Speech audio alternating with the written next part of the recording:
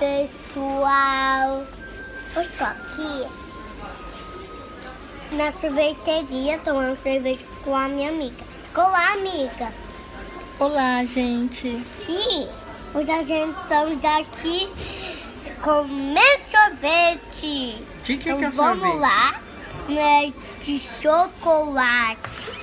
O da minha amiga eu não sei o que é. É de maracujá. É de bom? maracujá. Amiga, meu sorvete é bom? Não. E o seu? É bom. Então vai, mostra para suas amigas ali que estão assistindo como que é o seu sorvete e experimenta. Para mim ver a sua carinha para ver se é bom ou não. Vai. Olha que sabor é. Chocolate.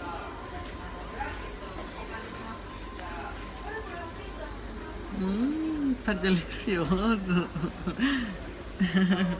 Então fala, como que tá o gosto do sorvete? Bom. Então tá legal. Aqui, Encerra o vídeo, amiga, pra gente tá falando um tchauzinho pro pessoal. Vai? Tchauzinho. E até o próximo. E até o próximo vídeo. E não esqueçam de...